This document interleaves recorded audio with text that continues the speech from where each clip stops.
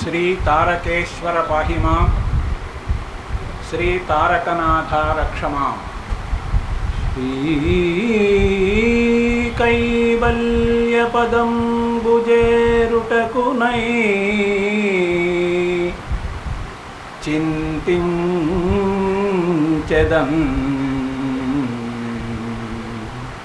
లోకరక్షైకారంభకు భక్తపాలన కళా సంరంభకున్ దానవోద్రేకస్తంభకు కేళిలోల విలసదృగ్జాల సంభూత నానా కంజాత భవాండ కుంభకు మహానందాంగనాడింభకున్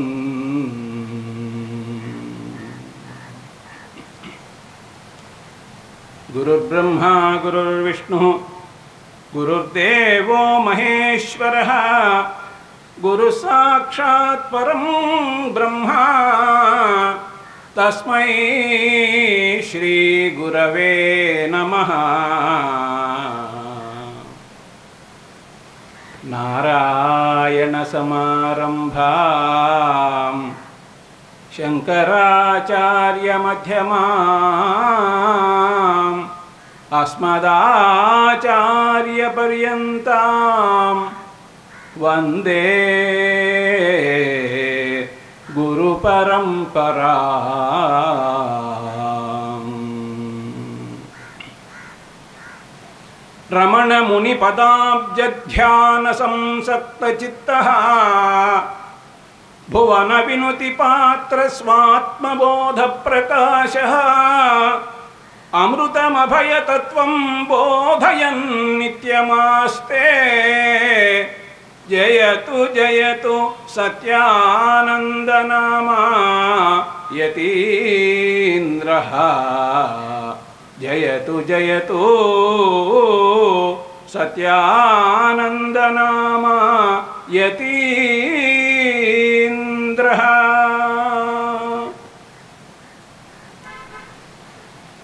భక్త మహాశైలరా, భగవాన్ సత్యానంద మహర్షుల వారి అధిష్టాన మందిర ప్రారంభోత్సవం అనేటువంటిది, ఈ ఉత్సవాలు 5 రోజుల ఉత్సవాలు పాంచాన్నికంగా జరుగుతూ ఉన్నాయి. మందిర ప్రారంభోత్సవం అనేటువంటిది జరిగింది.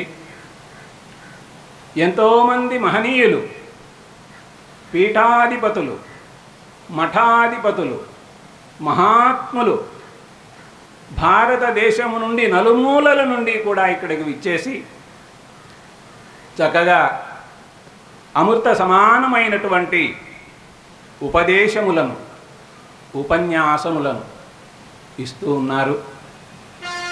ఇలాంటి ఈ పవిత్ర మహోత్సవాల్లో 2 మాటలు చెప్పేదానికి అవకాశం కలిగినటువంటిది నాకు ఇదొక మహద్భాగ్యంగా నేను భావిస్తూ ఉన్నాను. ముఖ్యంగా ఈ ఆశ్రమాన్ని సత్యానంద మహర్షి వారు 1934లో ప్రారంభించారు. వారు భగవద్గీతామృత తరంగిణి అనేటువంటి ఉద్గ్రంథాన్ని రచించారు. 12 సంవత్సరాల పాటు తపస్సు చేశారు.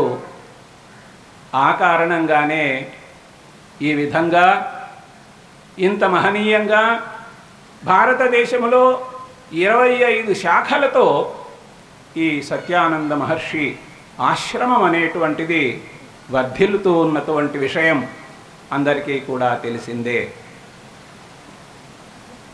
సభకు ఉదయం అధ్యక్షత వహించినటువంటి కమలానంద భారతీ స్వామివారు, ఇంకా ఎంతోమంది స్వాములు, ఆ స్వాముల యొక్క, సాధువుల యొక్క దర్శనం అనేటువంటిది ఎంతో పుణ్యాన్ని కలిగిస్తుంది. సాధూనాం దర్శనం పుణ్యం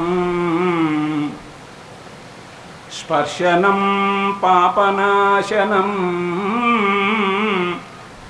సంభాషణం కోటి తీర్థం వందనం మోక్ష సాధనం. సాధువులను దర్శించుకున్నట్లయితే మనము పుణ్యాత్ములమవుతాము. వారి పాద స్పర్శ చేసి నమస్కారం చేసుకున్నట్లయితే మనలో ఉండేటువంటి దోషములన్నీ తొలగిపోతాయి. వాళ్ళ మాటలు వింటూ ఉంటే కోట్ల కొలది పుణ్యతీర్థములలో మునిగినటువంటి పవిత్రత అనేటువంటిది సిద్ధిస్తుంది. వారికి మనసారా నమస్కరించుకుంటే వారి అనుగ్రహ భాషణంతో మనకు మోక్షము అనేటువంటిది కూడా కరతలామలకమవుతుంది. అలాంటి వాళ్ళు సాధువులు. మన సత్యానంద మహర్షి వారు తాను తరించి లోకములో అందరినీ కూడా తరింపజేసేదానికి ఇంతటి ఆశ్రమాలనంతా కూడా ప్రారంభం చేశారు. మహాత్ములైనటువంటి వాళ్ళు ఎప్పుడూ కూడా ఏ కారణం లేకుండా, ఏ కోరిక లేకుండా, స్వార్థం అనేటువంటిది లేకుండా లోకములో ఉన్నటువంటి మిగిలిన వాళ్ళనందరినీ కూడా తరింపజేసేదానికి ప్రయత్నం చేస్తూ ఉంటారు. ఆ కారణంగానే ఆశ్రమ స్థాపన, భగవద్గీతామృత తరంగిణి అనేటువంటి గ్రంథాన్ని వ్రాయడము, ఆ తరువాత ఎంతో చక్కగా దేశమంతా తిరిగి ఉపన్యాసాలు చెప్పడం అనేటువంటిది జరిగింది. ఈ ఆశ్రమానికి వారు వ్యవస్థాపకులు, పీఠాధిపతులు మొట్టమొదట. ఆ తరువాత బ్రహ్మానంద తీర్థస్వామి వారు పీఠాధిపతులుగా ఉండినారు. వారి పేరు తలుచుకుంటేనే భాగవతము అనేటువంటిది గుర్తుకొస్తుంది. ఎందుకంటే వారు భాగవత ఉపన్యాసాలు ఎన్ని చెప్పినారో తెలియదు. ఎంతోమంది పండితుల చేత కూడా భాగవత ఉపన్యాసములను ఇప్పించినటువంటి మహానుభావులు. ఈరోజు నాకు అంశముగా భాగవతము, శ్రీమద్ భాగవతము అనేటువంటి అంశాన్ని, దాని గురించి మాట్లాడమని నాకు ఆదేశించారు. కాబట్టి ఈ సందర్భంలో ప్రస్తుతము పీఠాధిపతులుగా ఉన్నటువంటి శ్రీహరి తీర్థస్వామి వారి పాదపద్మములకు నమస్కారములు చేస్తూ, పురుషోత్తమ తీర్థస్వామి వారి పాదపద్మములకు నమస్కారం చేస్తూ, ఇంకా ఇక్కడ ఎంతోమంది సాధువులు విచ్చేసి ఉన్నారు, వారందరి పాదపద్మములకు నమస్కారం చేస్తూ, అలాగే ఈ ఉపన్యాస కార్యక్రమాన్ని వినేందుకోసంగా, భాగవత పురాణమును వినేందుకోసంగా విచ్చేసినటువంటి భాగవతోత్తములైనటువంటి వాళ్ళు ఉన్నారు. అందరికీ కూడా హృదయపూర్వక నమస్కారములు అనేటువంటివి చేస్తూ, ఈనాడు మీ ముందు భాగవతములో ఉండేటువంటి రుక్మిణి కళ్యాణము అనేటువంటి ఘట్టాన్ని యథాశక్తి తెలియజేసేటువంటి ప్రయత్నం చేస్తూ ఉన్నాను. భాగవతములో ఏముంది? పురాణాలు 18 పురాణాలు. ఈ 18 పురాణాల్లో భాగవతము అనేటువంటిది ఒక మహాపురాణము. ఈ భాగవత పురాణము ఎంత గొప్పది అంటే, భాగవతాన్ని రచించినటువంటి వ్యాస మహర్షికి మనశ్శాంతిని కలిగించినటువంటిది. వ్యాసాయ విష్ణురూపాయ వ్యాసరూపాయ విష్ణవే నమో వై బ్రహ్మనిధయే వాసిష్ఠాయ నమో నమః. వ్యాసమహర్షి నారాయణ స్వామి యొక్క అవతారము. మహాభారతాన్ని వ్రాశారు, వేదాలని వర్గీకరించారు, పురాణములను వ్రాశారు. 17 పురాణములను వ్రాసిన తరువాత మనసులో ఏదో కొరత ఉంటే నారద మహర్షి వచ్చినప్పుడు, అయ్యా నారద మహర్షి, నా మనస్సులో ఉండేటువంటి కొరతకు కారణం ఏమిటి అని అడిగితే ఆయన చెబుతాడు, నువ్వు ఎంతో చేశావయ్యా విష్ణు కథలను, అట్లాగే విష్ణు భక్తుల యొక్క కథలను ప్రత్యేకంగా భాగవత పురాణాన్ని వ్రాయలేదయ్యా. రాయవయ్యా, నీ మనసులో ఉన్న కొరత తీరిపోతుంది అంటే అప్పుడు వ్యాస మహర్షి సంస్కృత భాషలో భాగవత పురాణాన్ని రచించారు. అలాంటి భాగవతాన్ని తెలుగులో అనువదించారు పోతన గారు, మహాకవి పోతన గారు, సహజ పాండిత్యం ఉండేటువంటి పోతన గారు, మన పోతన గారు. పోతన గారి తెలుగు పద్యాలు రాని వాళ్ళు ఎవరూ ఉండరు అని పెద్దలు చెబుతూ ఉంటారు. అంత చక్కగా, అంత తేలికగా, అంత మధురంగా, అంత స్వచ్ఛంగా సంస్కృతం పదాలు, తెలుగు పదాలు ఉండేటట్లుగా పోతన గారు భాగవతాన్ని వ్రాశారు. ఆయన అంటారు, భాగవతాన్ని వ్రాస్తూ, పలికెడిది భాగవతమట,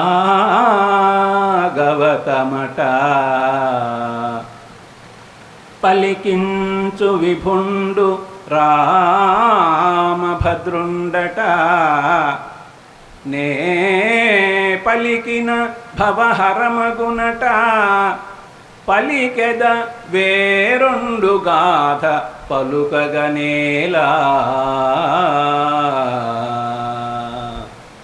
పోతన గారికి ఆయన నదీ తీరంలో ఉన్నప్పుడు రామచంద్రస్వామి ప్రత్యక్షమై, నాయన నీవు భాగవతాన్ని వ్రాయి అని వ్రాసి నాకు అంకితం ఇయ్యవయ్యా అని ప్రభు అడిగితే పరమానందాన్ని పొందినటువంటి పోతన మహాకవి భాగవతాన్ని వ్రాశారు.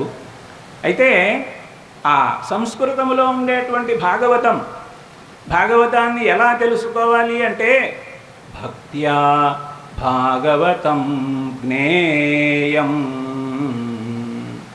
భక్తి మార్గం ద్వారానే భాగవతాన్ని సంపూర్ణంగా తెలుసుకునే అవకాశం అనేటువంటిది ఉన్నది అని పెద్దలు చెప్పారు.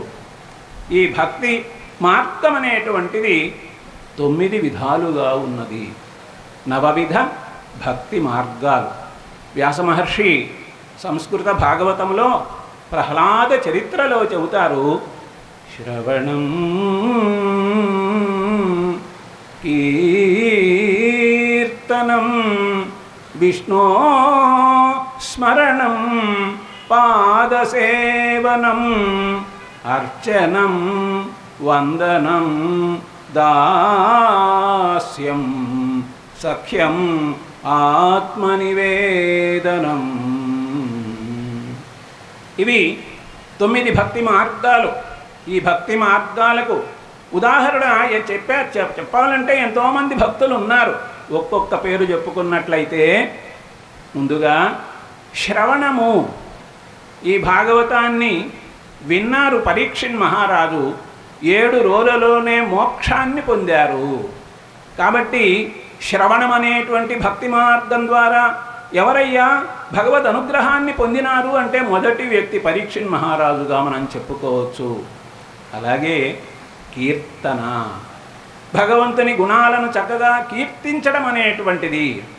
ఆ కీర్తన ఎవరయ్యా అంటే పరీక్షిన్ మహారాజుకి 7 రోజులు భాగవతాన్ని చెప్పినటువంటి మహనీయుడు, అవధూత, మహాయోగి శుకయోగీంద్రుల వారు. కాబట్టి కీర్తన, ఆ భాగవతములో ఉండేటువంటి భగవంతుని యొక్క గుణములన్నీ చక్కగా కీర్తించినటువంటి వాడై భగవద్ అనుగ్రహాన్ని పొందాడు శుకయోగీంద్రుల వారు. కాబట్టి కీర్తన అనే దానికి ఉదాహరణ చెబితే మొట్టమొదటి వాడుగా శుకయోగీంద్రుల వారిని చెప్పవచ్చు. కాబట్టి చెప్పినటువంటి శుకమహర్షికి వినినటువంటి పరీక్షిన్ మహారాజుకు కూడా కైవల్యాన్ని ప్రాప్తింపజేసినటువంటిది భాగవతము. అంత గొప్ప భాగవతములో ఏమున్నాయి అంటే భగవంతుని యొక్క భక్తుల యొక్క కథలున్నాయి, భగవంతుని యొక్క గుణములన్నీ కూడా చక్కగా ఉన్నాయి. ఉదాహరణకు ధ్రువుడు అనేటువంటి మహాభక్తుని యొక్క కథ, అజామిలోపాఖ్యానము, ప్రహ్లాద చరిత్ర, గజేంద్ర మోక్షణము, క్షీరసాగర మదనము, వామన చరిత్ర, అంబరీషోపాఖ్యానము, శ్రీరామ చరిత్ర, పరశురామ చరిత్ర, యయాతి చరిత్ర, రంతిదేవుని చరిత్ర. దశమస్కందం దగ్గరికి వస్తే శ్రీకృష్ణావతార ఘట్టము, శ్రీకృష్ణ లీలలు. ఆయన దుష్ట శిక్షణ కోసంగా, శిష్ట రక్షణ కోసంగా అవతరించినటువంటి మహానుభావుడు కదండి. ఆ కృష్ణ పరమాత్మ గీతోపదేశం చేశారు అర్జునునికి. ఆ చేసినటువంటి సందర్భంలో ఆయన చెప్పారు కదా, పరిత్రాణాయ సాధూనాం వినాశాయ చ దుష్కృతాం ధర్మ సంస్థాపనార్థాయ సంభవామి యుగే యుగే. ప్రతి యుగములో కూడా ఎప్పుడైతే ధర్మానికి కష్టం వస్తుందో ఆ సమయంలో నేను అవతరిస్తూ ఉంటాను. పరిత్రాణాయ సాధూనాం వినాశాయ చ దుష్కృతాం ధర్మ సంస్థాపనార్థాయ సంభవామి యుగే యుగే. ప్రతి యుగంలో కూడా అవతరిస్తూ ఉంటాను అని భగవానుడు చెప్పాడు కదా. అలాగే మరి కృష్ణావతారం అనేటువంటిది ఆ విధంగా దుష్ట శిక్షణ శిష్ట రక్షణ కోసంగా జరిగింది. కంసుడు అనేటువంటి దుష్టుడు, ఆయన పూర్వజన్మలో కాలనేమి అనేటువంటి రాక్షసుడు. కాబట్టి ఆ కంసుని సంహరించేందుకోసము, ఇంకా ఎంతోమంది దుష్టులైనటువంటి వాళ్ళను శిక్షించేందుకోసము కృష్ణ భగవానుడు అవతరించాడు. దేవకీదేవి, వసుదేవుడు వారి తల్లిదండ్రులు. అయితే చిన్నప్పుడే బాల్యంలోనే పుట్టిన వెంటనే భగవానుని ఆజ్ఞను అనుసరించి వసుదేవుడు బాలకృష్ణుని తీసుకొని వెళ్ళి అక్కడ రేపల్లెలో ఆ నందుడు యశోద ఉన్న చోట అక్కడ ఉంచి, అక్కడ యశోదమ్మ ప్రసవించినటువంటి యోగ నిద్రను, యోగ మాయను తెచ్చి ఇక్కడ పెట్టడం అనేది జరుగుతుంది. అదంతా అందరికీ తెలిసినటువంటి విషయమే. ఈరోజు ప్రధానంగా మనము ఆ కృష్ణ భగవానుడు ఏ విధంగా రుక్మిణీదేవిని కళ్యాణం చేసుకున్నాడనేటువంటి ఆ ఘట్టాన్ని మీ ముందు ఉంచేటువంటి ప్రయత్నం అనేటువంటిది చేస్తూ ఉన్నాను. ఈ సందర్భంలో పరీక్షిత్ మహారాజు అప్పుడప్పుడు కూడా తన మనసులో కలిగినటువంటి సందేహములను వ్యక్తం చేస్తూ ఉంటే ఆ సందేహములనన్నీ తీరుస్తూ ఉంటాడు శుకయోగీంద్రుల వారు. అక్కడ ఏమని అడిగాడంటే, పరీక్షిత్ మహారాజా, భగవంతుని కథలు వింటూ ఉంటే తృప్తి అనేది కలగడం లేదు. ఎవరైనా సరే తృప్తి కలిగింది అంటే వాడు అజ్ఞాని అనుకోవాల్సిందే అంటూ ఉన్నాడు. అందువల్లనే నాకు ఇంకా తృప్తి కలగడం లేదయ్యా, భగవంతుని కథలు ఇంకా వినాలని అనుకుంటూ ఉన్నానయ్యా. కృష్ణుని యొక్క లీలలన్నీ చెప్పావు, ఇప్పుడు కృష్ణుని కళ్యాణం గురించి చెప్పవయ్యా అంటూ కళ్యాణాత్మకమైన విష్ణు కథలు ఆకర్ణించుచున్ ముక్తవైకల్యుండు యౌవడు తృప్తుడవు అవి వినంగా క్రొత్తలవుచుండు సాకల్యం బేర్పడా భూసురోత్తమ ఎరుంగన్ బల్కవే రుక్మిణీ కళ్యాణంబు వినంగ నాకు మదిలో కౌతూహలం బయ్యడిన్.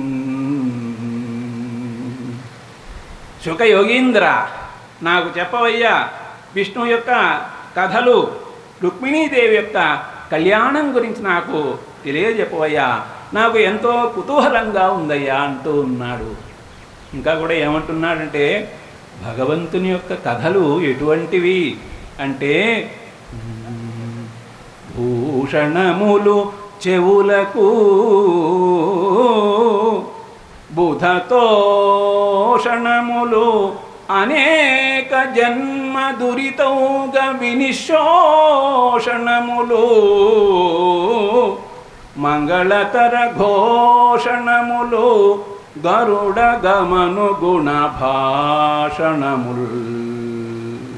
గరుత్మంతుని మీద విహరించేటువంటి విష్ణు భగవాన్ యొక్క చరిత్ర అనేటువంటిది అవి ఎటువంటివి అంటే చెవులకు నిజమైనటువంటి ఆభరణాలు. మనం అనుకుంటాం రకరకాల ఆభరణాలు చెవులకు వేసుకుంటున్నాం, అవి నిజమైనవి కాదు.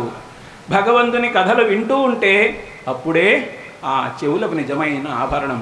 శ్రోత్రం శృతేనైవ న కుండలేనా, కుండలాలు ధరించడం వలన కాదు, చెవి అనేటువంటిది శ్రద్ధగా వినడం వలన, పెద్దల మాటలు వినడం వలన, శాస్త్రములు చెబుతూ ఉంటే వినడం వలన, పురాణములు చెబుతూ ఉంటే, హరికథలు చెబుతూ ఉంటే, హరి గుణములను కీర్తిస్తూ ఉంటే వినడం వలన అప్పుడు ఆ చెవులకు నిజమైనటువంటి అలంకారము, ఆభరణము, భూషణము అనుకోవాలి. భూషణములు చెవులకు బుధతోషణములు, పండితులైనటువంటి వాళ్ళకి సంతోషాన్ని కలిగించేటువంటివి విష్ణు కథలు. అంతేకాదు మనము ఈ జన్మలోనే కాకుండా ఎన్నో జన్మల నుండి చేసుకున్నటువంటి దోషములు పాపములు ఉంటే అవన్నీ కూడా సులభంగా తొలగిపోయేదానికి అవకాశాన్ని కలిగించేటువంటివి భగవంతుని యొక్క కథలు. అనేక జన్మ దురితౌఘ వినిశోషణములు, మంగళతర ఘోషణములు, మంగళములను కలిగించేటువంటివయ్యా. అందువలన అయ్యా శుక యోగీంద్ర నాకు తెలియజెప్పవయ్యా, రుక్మిణీ కళ్యాణం గురించి చెప్పవయ్యా అంటే ఇక శుక యోగేంద్రుల వారు సందేహం తీరుస్తూ భగవంతుని గుణగానం చేసేటువంటి భగవంతుని కళ్యాణగాథను చెప్పేదానికి సిద్ధమవుతూ ఉన్నాడు. పరీక్షిన్ మహారాజా వినవయ్యా, విదర్భ అనేటువంటి దేశం ఉండేది. ఆ దేశంలో కుండిన అనేటువంటి పురం ఉండేది రాజధానిగా. ఆ కుండిన పురాన్ని రాజధానిగా చేసుకొని భీష్మకుడు అనేటువంటి ఒక మహారాజు చక్కగా పరిపాలన చేసేటువంటి వాడయ్యా. ఆయనకి 5 మంది కుమారులు. 5 మంది కుమారుల తరువాత రుక్మిణి అనేటువంటి అమ్మాయి జన్మించింది. ఈ 5 మంది కుమారుల్లో పెద్దవాని పేరు రుక్మి, రుక్మబాహు, ఇట్లా వాళ్ళ పేర్లు. వాళ్ళల్లో పెద్దవాడు రుక్మి. ఆ అమ్మాయి పుట్టింది 5 అబ్బాయిల తరువాత. అమ్మాయి రుక్మిణి పుట్టినప్పుడు అందరూ కూడా ఎంతగానో ఆనందించినారు. పున్నమి నాడు తూర్పు దిక్కులో చందమామ నిండుగా ఉదయించి ప్రకాశిస్తూ ఉంటే ఆ తూర్పు దిక్కు ఎలా ప్రకాశిస్తుందో, ఎంత ఆనందంగా ఉంటుందో, ఎంత జ్యోతిర్మయంగా ఉంటుందో, ఆ విధంగా రుక్మిణి జన్మించినప్పుడు ఆ రాజు యొక్క అంతఃపురం అంతా కూడా శోభాయమానంగా ఉన్నది.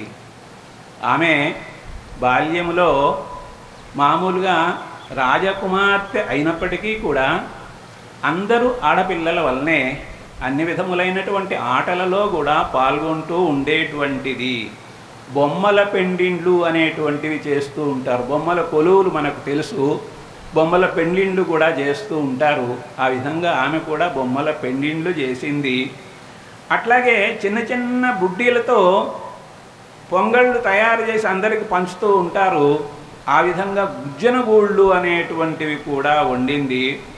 అంతేకాదు నేను రాజకుమారి అనుకోకుండా ఉద్యానవనంలోకి వెళ్ళి చక్కగా అక్కడ ఉన్నటువంటి లతలన్నిటినీ కూడా చక్కగా చెట్లకు అల్లుకునేటట్లుగా చేస్తూ ఉండేటువంటిది.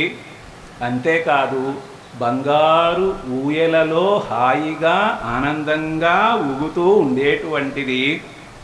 చిలుకకు మాటలు నేర్పేటువంటిది. గోరువంకలకు కూడా మాటలు నేర్పుతూ ఉండేది. నెమళ్లకు నడకలు నేర్పుతూ ఉండేటువంటిది. ఆ విధంగా కాలక్షేపం చేస్తూ ఉన్నప్పుడు క్రమంగా ఆమె యుక్త వయస్కురాలు అయ్యింది. అక్కడ కృష్ణుడు కూడా యుక్త వయస్కుడు అవుతూ ఉన్నాడు. ఇప్పుడు మనం అనుకున్నాం కదా, 5 మంది కుమారులు రుక్మి, రుక్మధర, రుక్మబాహు, రుక్మకేశ, రుక్మనేత్రుడు అనేటువంటి వాళ్ళు 5 మంది. ఇదే ఇక్కడ ఏం జరిగింది అంటే కృష్ణ భగవానుడు తాను బాల్యము నుండి అనేక లీలలను చేసేటువంటి వాడు. ఆ లీలలన్నీ అందరూ చెప్పుకునేటువంటి వాళ్ళు. ఎంతోమంది వచ్చి విదర్భ నగరములో ఉండిన రాజధానిలో భీష్మకుని దగ్గరికి వచ్చి, అయ్యా చిన్ని కృష్ణుడు ఇలా చేశాడు, అలా చేశాడు, అదిగో పూతనను సంహరించాడు, శకటాసురుణ్ణి సంహరించాడు, 2 మద్ది చెట్లను కూల్చాడు, ఇట్లాగా తృణావర్తుడు అనేటువంటి రాక్షసుని సంహరించాడు, ఇలా చెబుతూ ఉంటే ఆ మాటలు రాజు పక్కనే ఉన్నటువంటి రాజు యొక్క కుమార్తె, భీష్మకుని యొక్క కుమార్తె అయినటువంటి రుక్మిణీదేవి కూడా వింటూ ఉన్నది. విని, ఆహా కృష్ణుడు ఎంత గొప్పవాడు, ఎన్ని సుగుణాలు ఉన్నటువంటి వాడు, ఎన్ని మహిమలు కలిగినటువంటి వాడు అని ఆనందిస్తూ ఆయన్నే వివాహం చేసుకోవాలి అనుకుంటూ ఉంది. తన తండ్రి గేహమునకున్ చనుదెంచుచునున్న అతిథి జనుల వలన కృష్ణుని రూప బల గుణాదులు విని కృష్ణుడు తనకు తగిన విభుడని తలచెన్. కృష్ణు యొక్క రూపాన్ని గురించి వినింది, దివ్యమంగళ స్వరూపం కలిగినటువంటి వాడని. ఆయన యొక్క బల పరాక్రమల గురించి వినింది, అలాగే ఆయన గుణములను గురించి, ఔదార్యం గురించి, వాత్సల్యం గురించి, దాన గుణం గురించి, సహాయం పరోపకారం అనేటువంటిది, ఇట్లా ఎన్నో గుణాలను అన్నీ చూచి అతడే తనకు తగిన వాడు అనేటువంటి ఆలోచనకు వచ్చింది. మనము పెద్దలు చెబుతూ ఉంటారు, విష్ణు భగవానుడు అవతారాలు ధరిస్తూ ఉన్నప్పుడు రాఘవత్వే భవేత్ సీతా రుక్మిణీ కృష్ణ జన్మని అన్యేషు చావతారేషు ఏషా నిత్యానపాయిని. రాముడుగా అవతరించినప్పుడు సీతాదేవిగా వచ్చింది, కృష్ణుడుగా అవతరించినప్పుడు రుక్మిణీదేవిగా వచ్చింది.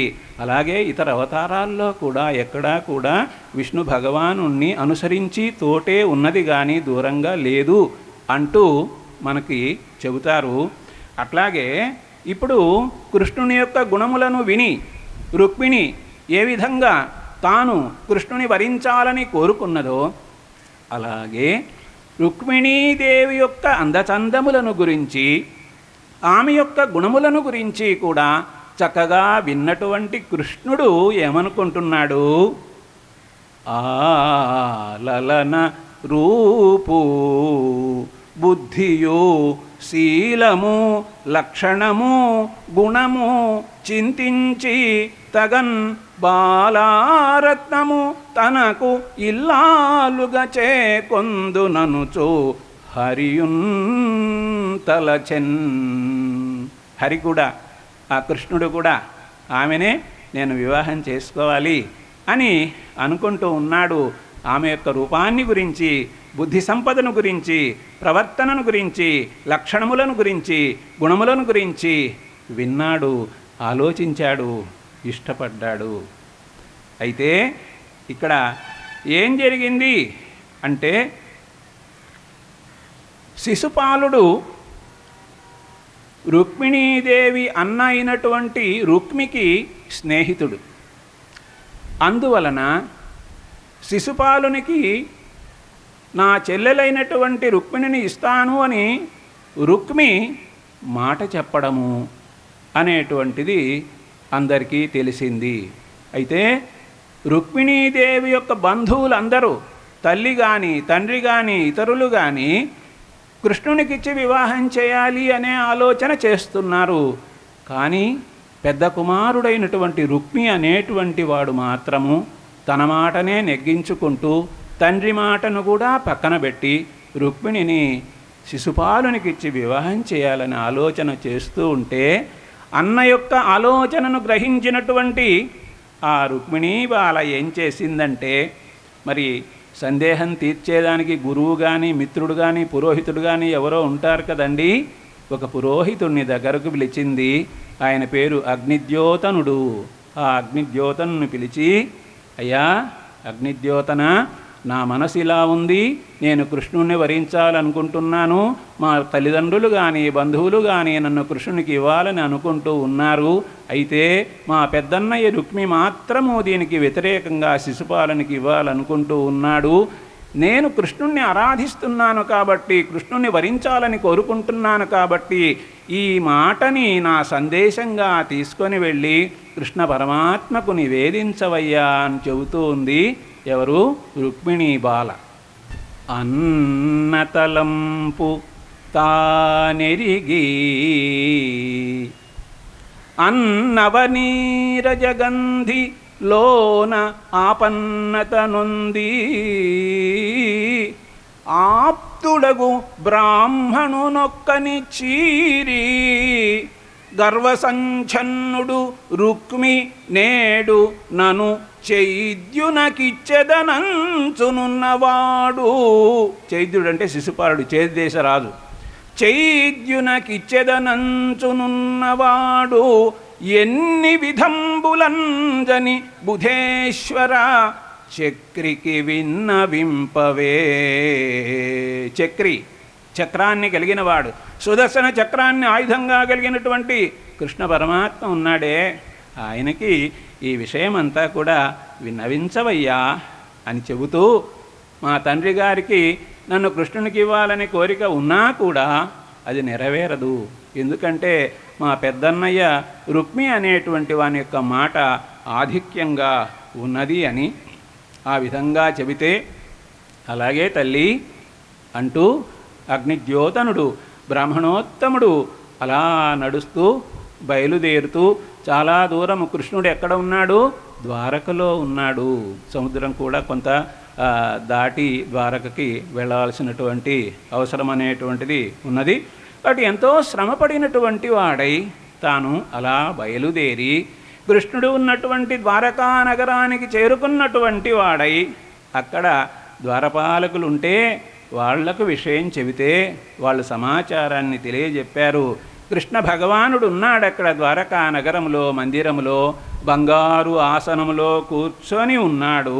ఉంటే ఆయన దగ్గరికి వెళ్ళినటువంటి వాడై శీఘ్రమేవ కళ్యాణ ప్రాప్తిరస్తు, పెళ్లి కొడుకు కావయ్యా అని ఆశీర్వాదము చేసినటువంటి వాడై ఉంటే, కృష్ణుడు ఆయన జగన్నాటక సూత్రధారి, అన్నీ తెలిసినటువంటి వాడు, ఎందుకు వచ్చాడో తెలుసు కాబట్టి ముసిముసి నవ్వులు నవ్వుతూ ఉన్నటువంటి వాడై తన దగ్గరకు వచ్చినటువంటి ఆ భూసురోత్తముణ్ణి ఎంతో గౌరవించినటువంటి వాడై చక్కగా కూర్చునేదానికి ఆసనము అనేటువంటిది ఏర్పాటు చేసినటువంటి వాడై ఆయనకు పూజ చేశాడు. ఎందుకంటే బ్రాహ్మణులు భూసురోత్తములు, భూమి మీద ఉండేటువంటి దేవతలు అనేటువంటి భూసుర అనేటువంటి పదంతో సార్థకమైనటువంటి వారు కాబట్టి, ఎందుకంటే పెద్దవాళ్ళు గొప్పవాళ్ళు ఏ పని చేస్తే మిగిలిన వాళ్ళు కూడా ఆ పని చేస్తారు.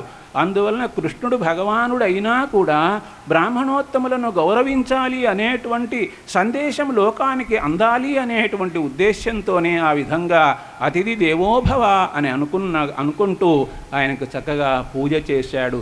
దేవతలు తనకు ఏ విధంగా పూజ చేస్తారో ఆ విధంగా ఆ అగ్నిద్యోతనుడనేటువంటి బ్రాహ్మణోత్తమునికి చక్కగా పూజ అనేటువంటిది చేసి చక్కగా రుచికరమైనటువంటి ఆహార పదార్థములనన్నిటినీ కూడా పెట్టి ఆ తరువాత ఆయనకు విశ్రాంతి కల్పించి, ఆ తరువాత ఇంకా కూడా చూడండి, ఆ లోకాలనన్నిటినీ కాపాడేటువంటి అభయహస్తం ఆయంది.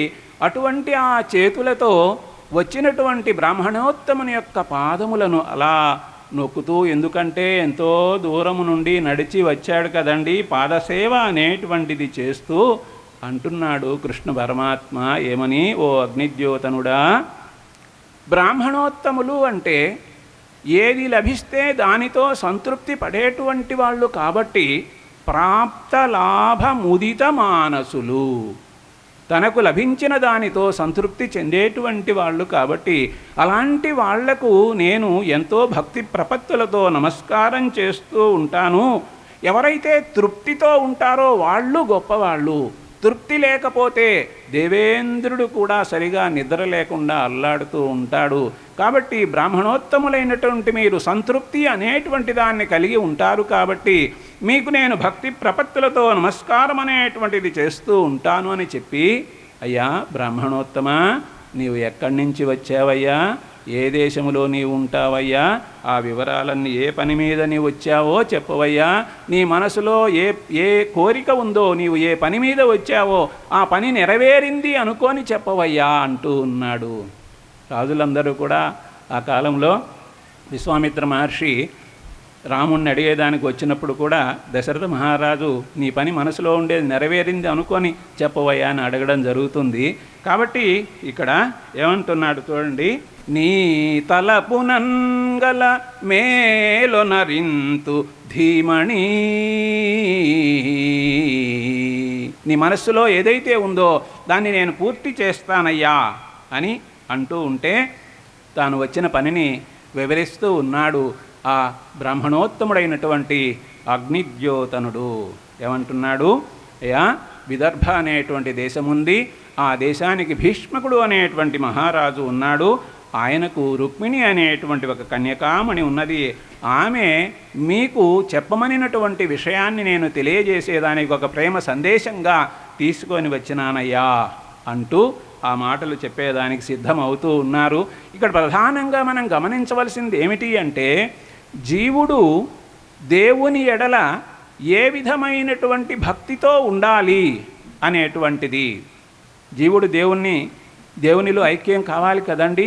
ఇక్కడ రుక్మిణీదేవి జీవుడు అనుకుంటే మరి కృష్ణ పరమాత్మ దేవుడు. కాబట్టి భక్తులందరూ కూడా ఇటువంటి భావనలో ఉన్నట్లయితే ఆ భగవద్ అనుగ్రహం అనేటువంటిది సులభంగా కలుగుతుంది అంటారు. చూడండి, అయ్యా కృష్ణ పరమాత్మ ఏ నీ గుణములు కర్ణేంద్రియంబులు